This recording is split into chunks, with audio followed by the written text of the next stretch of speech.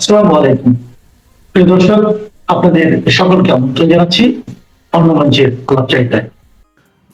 সুপ্রিয় দর্শক, আসসালামু আলাইকুম। আপনাদের সবাইকে স্বাগত জানাচ্ছি এখনকার আলোচনা। আপনাদের সঙ্গে আছি আমি সিরাজুল ইসলাম। দর্শক, গত রাতে ইয়েমেনের হুতি সমর্থিত সেনাবাহিনী সৌদি আরবের দুটি জাহাজে হামলা চালিয়েছে। বাব আল মানদেব প্রণালী পার হতে দেয়নি। এই ঘটনায় সৌদি আরব কি করলো এবং পাকিস্তান কি বলেছে তা নিয়ে বিস্তারিত আলোচনা থাকবে আজকের এই ভিডিওতে। এর পাশাপাশি হরমুজ প্রণালীতেও দুটি জাহাজে হামলা হয়েছে, একটি জাহাজে আগুন ধরে গেছে। এই প্রেক্ষাপটে আন্তর্জাতিক বাজারে তেলের দাম মারাত্মকভাবে বেড়ে গেছে। এখন আন্তর্জাতিক বাজারে প্রতি ব্যারেল ব্রেন্ট ক্রুড অয়েলের দাম $96.27। গতকালকের চেয়েও সেটা বেড়ে গেছে। আর এক ব্যারেল ওয়েস্ট টেক্সাস ইন্টারমিডিয়েট যে তেল, তার দাম $94.07। পরিস্থিতি যেখানে যাচ্ছে তাতে মনে হচ্ছে আন্তর্জাতিক তেলের বাজার মারাত্মকভাবে অস্থিতিশীল হয়ে উঠবে। এদিকে জর্দানে নিহত মার্কিন সেনাদের লাশ আমেরিকায় পৌঁছানোর পর সেই সমস্ত লাশ গ্রহণ করার আগে সাংবাদিকদের কাছে মার্কিন প্রেসিডেন্ট ডোনাল্ড ট্রাম্প বলেছেন সেনা হত্যার জন্য ইরানকে চড়া মূল্য দিতে হবে এবং তিনি বলেছেন ইরানের উপরে বোমা হামলা চালানোর জন্য বোমারু বিমানগুলো প্রস্তুত করা হচ্ছে। আমরা এর প্রস্তুতির কথা কিন্তু কম বেশি জানতেও পারছি। কিন্তু ইরান কি করবে? ইরান পরিষ্কার করে ঘোষণা দিয়েছে, দুই তিনটা ঘোষণা আছে। ইরানের পররাষ্ট্রমন্ত্রীর পক্ষ থেকে ঘোষণা আছে যে তারা চোখের বদলে চোখ এই নীতি অনুসরণ করবে সামরিক ক্ষেত্রে এখন থেকে। এপাশে ইরানের সামরিক বাহিনীর যিনি মুখপাত্র ব্রিগেডিয়ার জেনারেল আকরামিনিয়া, তিনি বলেছেন ইরানের সামরিক বাহিনী আগের চেয়ে বেশি প্রস্তুত এবং আমেরিকা যদি স্থল অভিযান চালাতে যায় তাহলে তারা মারাত্মক রকমের বিপর্যয়ের মুখে পড়বে।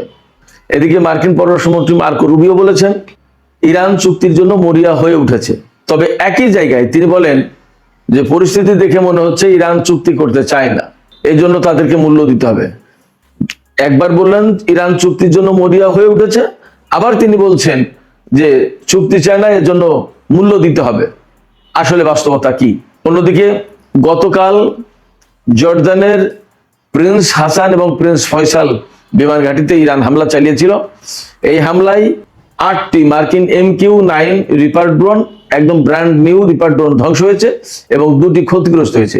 ওই হামলায় 2টি ভারী অর্থাৎ হেভি হেলিকপ্টার ধ্বংস হয়েছে এবং কয়েকজন সেনা হতাহত হয়েছে।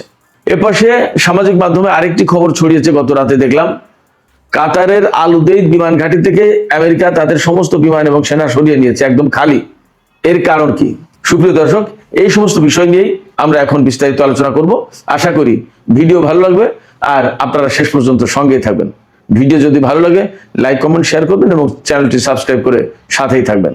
দর্শক, আমরা আলোচনা একেবারে শুরু করি। বাব আল মানদেব প্রণালীতে হুতি সমর্থিত সামরিক বাহিনী সৌদি আরবের দুটি জাহাজে হামলা চালিয়েছে গত রাতে। এখনো পর্যন্ত কেউ কেউ বলছে হামলার দাবি করেছে, বাট এ নিয়ে কিন্তু পাকিস্তান এবং সৌদি আরবের মধ্যে আলোচনা পর্যন্ত হয়ে গেছে। হামলায় একটি জাহাজে আগুন ধরে গেছে, সেই ভিডিও ছড়িয়ে পড়েছে, আর একটি জাহাজ ফিরে গেছে।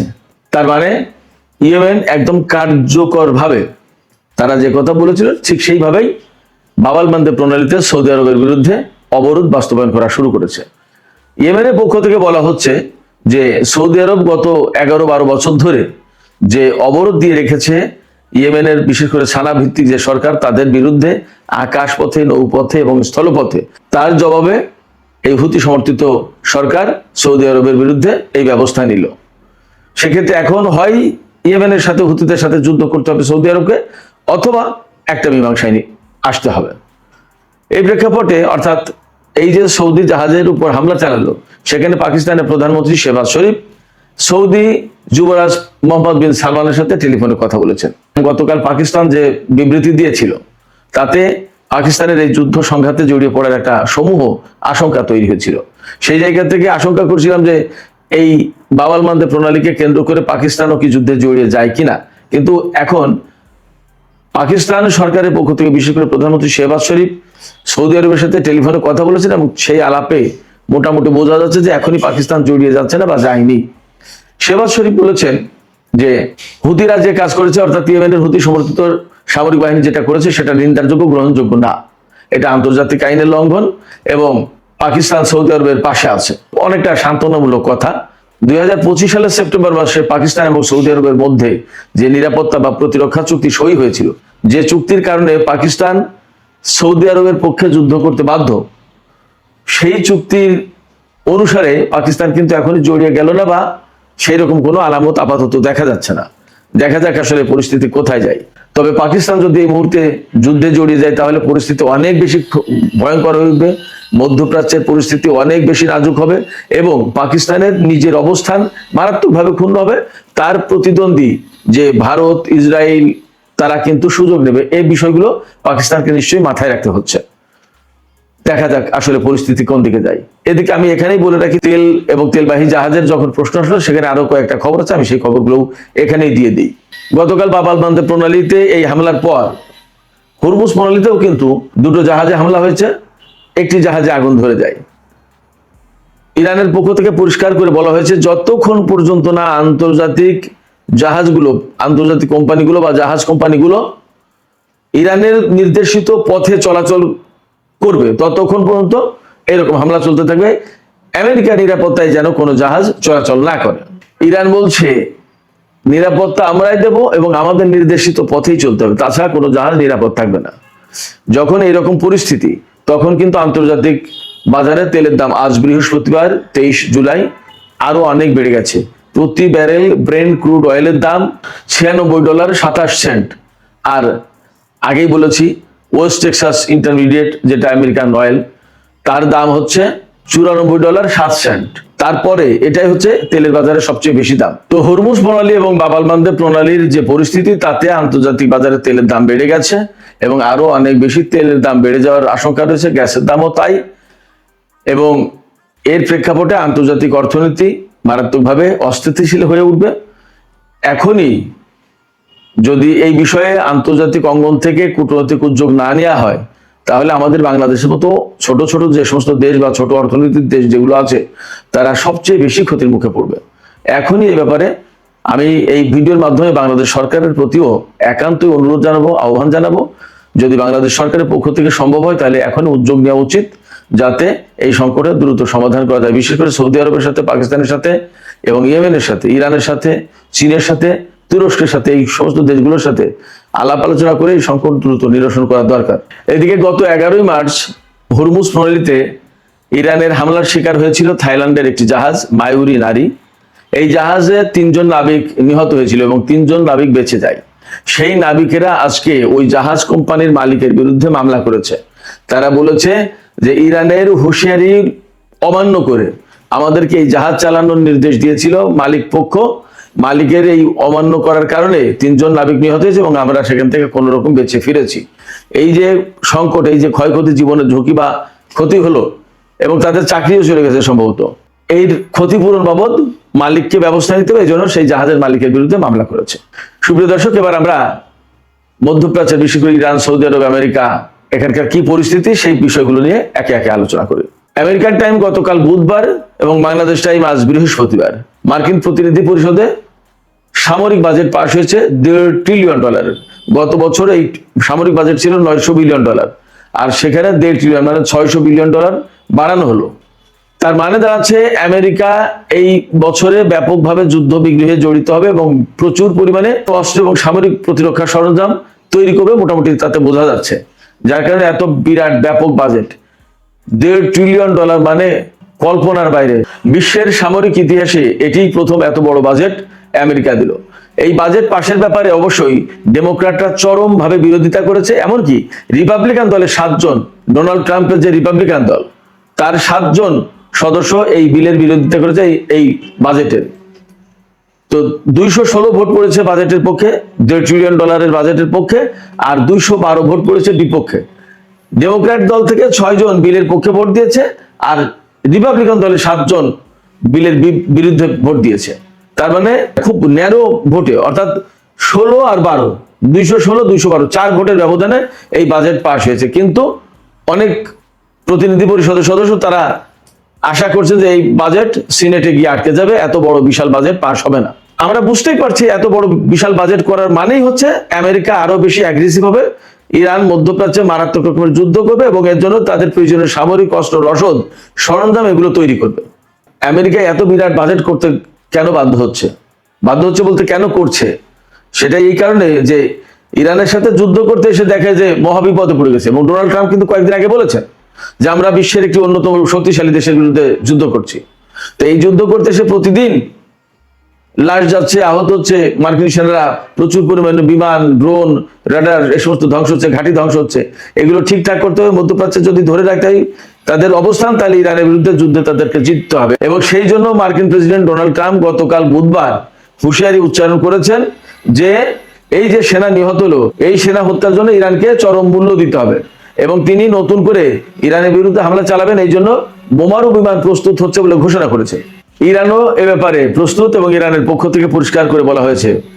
ইরানের পররাষ্ট্রমন্ত্রী আব্বাস আরাকচি বলেছেন, আমরা এখন শুধুমাত্র প্রতিরোধমূলক হামলা চালাবো না, আমরা এখন এই নীতি অনুসরণ করবো চোখের বদলে চোখ। অর্থাৎ আমেরিকা যেভাবে হামলা চালাবে, যে রকমের হত্যাকাণ্ড চালাবে, হয়তো ইরানের সামরিক বাহিনীও মার্কিন বাহিনীর উপরে একই রকমের হামলা চালাবে। এপাশে ইরানের সামরিক বাহিনীর মুখপাত্র ব্রিগেডিয়ার জেনারেল আকরামিনিয়া তিনি বলেছেন, এখন ইরানের বাহিনী আগের চেয়ে অনেক বেশি প্রস্তুত এবং যুদ্ধবিরতির যে ঘটনাটা গেল, এই যুদ্ধবিরতির সময় ইরান কিন্তু নিজেদেরকে আরো বেশি প্রস্তুত করে তুলতে পেরেছে এবং আগের অভিজ্ঞতার আলোকে ইরান এখন নতুন করে স্ট্র্যাটেজি সাজিয়েছে। নতুন নতুন স্ট্র্যাটেজি, নতুন নতুন কৌশল তারা অবলম্বন করবে এবং আমেরিকা যদি ভুলক্রমে স্থল অভিযান চালানোর চেষ্টা করে তাহলে তারা ভয়াবহ বিপর্যয়ের মুখে পড়বে। তারা টিকতে পারবে না ইরানের সামরিক বাহিনীর মুখে এবং এই নতুন কৌশলের কাছে তারা বিপর্যস্ত হয়ে পড়বে। কি কৌশল তিনি তা বলেননি। এদিকে সৌদি আরবের সাথে আমেরিকা একটা চুক্তি করেছে, পরমাণু চুক্তি। এই পরমাণু চুক্তির অধীনে সৌদি আরব কিন্তু ইউরেনিয়াম এনরিচ করতে পারবে, সমৃদ্ধ করতে পারবে। এখানে দুটো প্রত্যাশা ছিল ইসরায়েলের, সে দুটোর একটাও এখানে হয়নি। একটা প্রত্যাশা ছিল যে সৌদি আরব যাতে সামরিক দিকে এই পরমাণু কর্মসূচি ডাইভার্ট করতে না পারে, তার একটা ক্লজ থাকবে, ব্যারিয়ার থাকবে, যাতে কোনো মতেই সামরিক দিকে এই পরমাণু কর্মসূচি পরিচালিত করতে না পারে। কিন্তু সেই ক্লজ নাকি নেই, এক।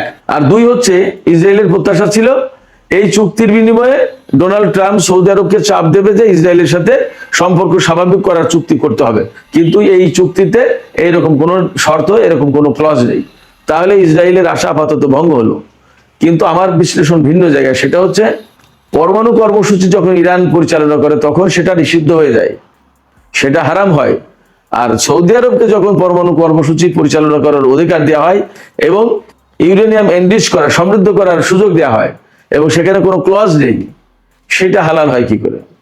এই যে মার্কিন সরকারের দ্বৈত অবস্থান, সব সময় এই দ্বৈত অবস্থান আসলে কোথায় গিয়ে শেষ হবে? কেন এইরকম তারা করবে? এই মুহূর্তে সৌদি আরবের সাথে পরমাণু চুক্তি করার একটা কারণ, বড় কারণ থাকতে পারে, সৌদি আরব কিন্তু এই যুদ্ধে আমেরিকাকে এখন খুব বেশি একটা ফেভার করছে না। ফেভার যদি না করে তাহলে সৌদি আরব হচ্ছে মধ্যপ্রাচ্যে ইরানের বিপরীতে সবচেয়ে বড় শক্তি। সেই বড় শক্তি যদি আমেরিকার হাত থেকে সরে যায় তাহলে আমেরিকার এখানে থাকে কি? এই জন্য সৌদি আরবকে পক্ষে রাখার জন্য, তাকে ম্যানেজ করার জন্য এই পরমাণু কর্মসূচি দিল। ঠিকই সময়ের ব্যবধানে তারা প্রয়োজন মতো চেপে ধরবে। সৌদি আরব যে ফ্রি হ্যান্ডে এই পরমাণু কর্মসূচি পরিচালনা করতে পারবে এটা আমি ব্যক্তিগতভাবে বিশ্বাস করি না। তারা ঠিকই একসময় চেপে ধরবে, এই কর্মসূচি পরিচালনা করতে গেলে তোমাকে ইসরায়েলকে স্বীকৃতি দিতে হবে, ইসরায়েলের সাথে সম্পর্ক করো, আবার আরো অনেক শর্ত দিতে পারে। এই মুহূর্তে হয়তো ফ্রি স্টাইলে সবকিছু দিয়ে দিল মনে হচ্ছে। এটা আমেরিকা বোঝা বেশ কঠিন। এদিকে মার্কিন পররাষ্ট্রমন্ত্রী মার্কো রুবিও বলেছেন যে ম্যানিলায় আসিয়ানের সম্মেলনে তিনি বলেছেন যে ইরান চুক্তির জন্য পাগল হয়ে গেছে, মরিয়া হয়ে উঠেছে। একই বক্তব্যে তারপরেই বলছেন তিনি যে মনে হচ্ছে তারা চুক্তি চায় না। যদি তারা চুক্তি না চায় বা চুক্তি না করে তাহলে তাদেরকে চড়া মূল্য দিতে হবে। যিনি বলছেন চুক্তির জন্য মরিয়া হয়ে উঠেছে ইরান, তিনি আবার পরবর্তী বাক্যে বলছেন যে মনে হয় তারা চুক্তি ছাড়া। এ কেমন দ্বৈত নীতি, কেমন প্যারাডক্স, কি কথায় দ্বিচারিতা, অদ্ভুত কথা। তিনি কি সুস্থ মস্তিষ্কে বললেন নাকি অসুস্থ মস্তিষ্কে বললেন বোঝা মুশকিল। তবে ইরান পরিষ্কার করে বলছে যে আমেরিকার সাথে যুদ্ধবাদের চুক্তির দিকে ইরান এই মুহূর্তে আর যাবে না। কারণ চুক্তি যখন করে সেই চুক্তি আমেরিকা রাখে না, তাহলে আমেরিকার সাথে চুক্তি করে লাভ কি? ইরানের এই অভিযোগ, ইরানের এই বক্তব্য খণ্ডন করার কোনো পথ আছে? সম্ভবত নেই। সুপ্রিয় দর্শক, এখনকার আলোচনা এখানে শেষ করতে চাই। আলোচনা শেষের আগে আপনাদের কাছে প্রশ্ন রাখতে চাই, আপনাদের মতামত জানতে চাই যে এই যে বাবাল মানদেব কেন্দ্রিক যে সংকট তৈরি হলো এবং সৌদির সাথে ইয়েমেনের যখন এরকম একটা সংকট, তখন সৌদি আরবকে আমেরিকা এই পরমাণু কর্মসূচি পরিচালনার জন্য চুক্তি করে দিল, অনেকটা ফ্রি হ্যান্ডে পরিচালনার জন্য। আপনাদের কি মনে হয় যে সৌদি আরব আসলে ভবিষ্যতে এরকম ফ্রি স্টাইলে এই পরমাণু কর্মসূচি পরিচালনা করতে পারবে? আপনাদের মতামত জানিয়ে কমেন্টে লিখুন। সুপ্রিয় দর্শক, আজকের আলোচনা এখানে শেষ করতে চাই। যদি ভিডিও ভালো লাগে তাহলে লাইক, কমেন্ট, শেয়ার করবেন এবং চ্যানেলটি সাবস্ক্রাইব করে সাথেই থাকবেন। দর্শক, আপনাদের সবাইকে অনেক অনেক ধন্যবাদ। আল্লাহ হাফেজ।